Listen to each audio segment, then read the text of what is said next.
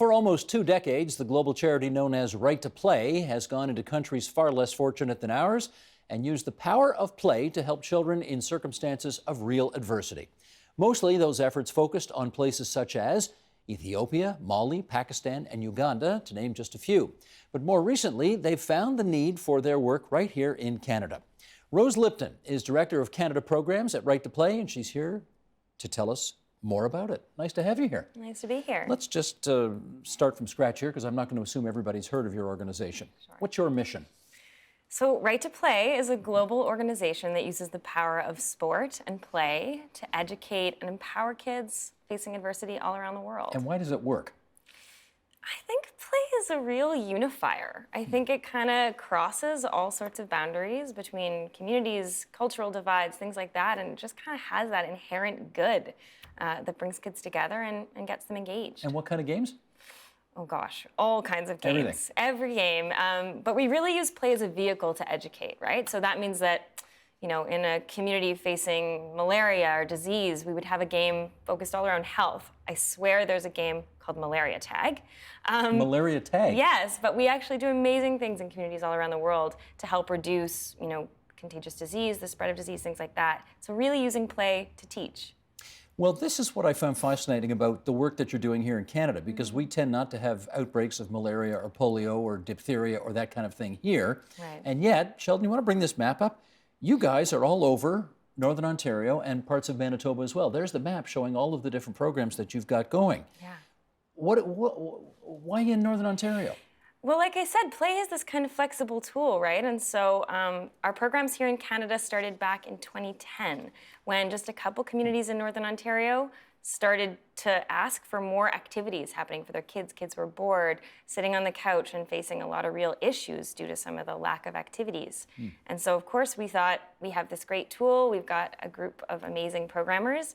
And so why not use play to help get kids off the couch and engaged? Was that code in there for they're getting obese and they're having unhealthy lifestyles and getting diabetes and all this kind of thing? Major health concerns. And I think right now there's recently been a study coming out around the high risk of cancer in communities and higher risk in Indigenous communities, things like that. So yeah, certainly health issues, but also we talk about mental health. We talk about a lot of things.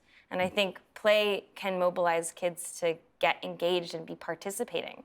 Kids outliers that might not have otherwise gotten engaged in a regular program. And just to be clear, Indigenous communities and non-Indigenous as well? Yeah, so all over. All over. The program that you've probably got the map up for that's the play program. It's just called Promoting Life Skills in Aboriginal Youth.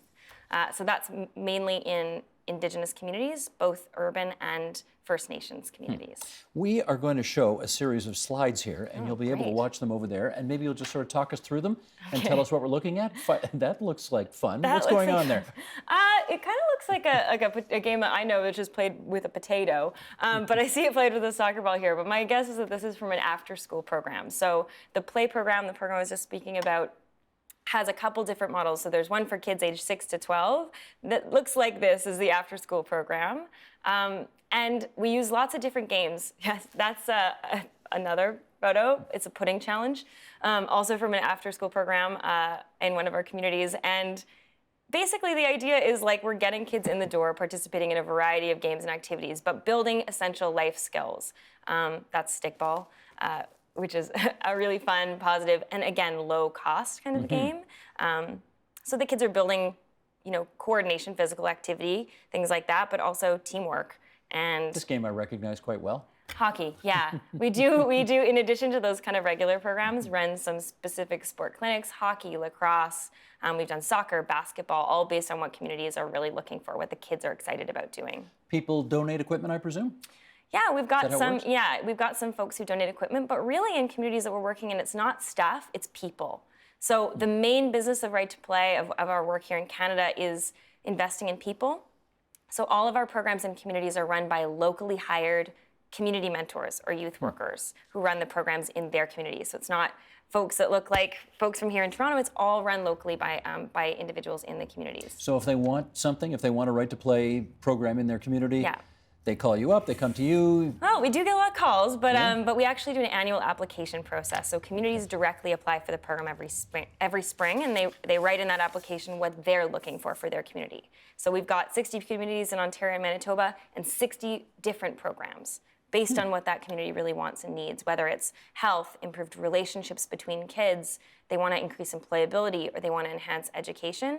That's what they would kind of outline to us, say, this is what our vision, this is how we want to work with Right to Play to create a really high quality program to do that. Now, I think a lot of people know that Right to Play has done these kinds of programs all over the world, usually in far-flung places in much poorer countries. What do you think it says about the fact that this has now come to parts of our country? Yeah, I mean, I think it's amazing. I think it's heartening. Right to Play is one of the few global NGOs that's headquartered here in Toronto, and I think it demonstrates a really strong commitment to Canada and to making sure that reconciliation is really a meaningful and part of the work that we do to be working here in Canada. You have I must say, a terrific gala every year that raises a lot of money, and I got invited to go last year. You obviously make some money from that gala that you have, but I presume you depend on provincial and federal governments for money as well? Yeah, we have a wide range of different supporters for this program, and I think that's the way it ought to be. I think in order to really make a difference, we need to have government on board, we need to have corporations on board, and individuals actually really making those contributions, and that's how we're going to create the kind of change we need to see in this country for Indigenous young people and for Indigenous communities. Any sense about what the fraction is of your income that comes from governments as opposed to the private sector? It's about 50-50 right now, especially in our program. I can speak to that, which I think is a really good mix. I think that we need to have for-profit and we need to have businesses, corporations, and governments coming to the table and really looking at this together. And increasingly, that's what government's looking for, and corporations. That's really how you make a change. I don't have to tell you, though, that governments are always looking for ways to reduce their allocations because money is so tight. Yeah. Do you know if you've got sort of stable funding for the next several years going forward? We've got an incredibly positive relationship working with the Ministry of Indigenous Relations and Reconciliation here in Ontario. We do have some federal funding as well that comes to our program. And I think one of the pieces and elements of the TRC and the calls to action. Truth and Reconciliation Commission. Yes, and the calls to action that came out of that was sustained and reliable funding for programs in First Nations. And I believe that our government today is committed to that. And that, like I said, that's a heartening feeling. I think it's a really different landscape today than it was even just 10 years ago. And I think that there's going to be hopefully some incredible projects and programs coming out of that. Let's finish up on this. If somebody was in Right to Play, they were a kid 5 years ago. Yeah. And you want to take them sort of 5 years into the future. Yeah. How is their life different as a result of having participated?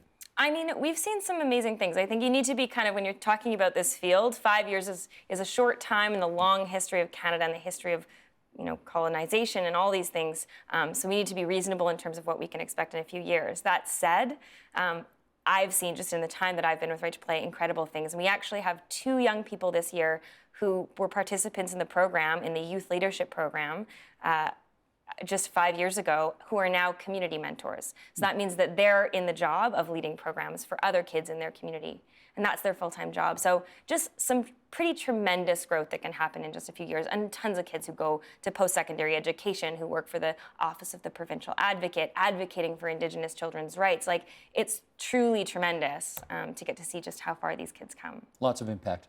Yeah, and I mean, driven by what they really want. I mean, I think this is the power of a youth-driven program. Like, kids dictate what they want to be doing. The programs are designed in that way, and then they flourish. Great. Thanks for coming in and telling us about it today. Thanks so much for having me. Help TVO create a better world through the power of learning. Visit TVO.org and make a tax-deductible donation today.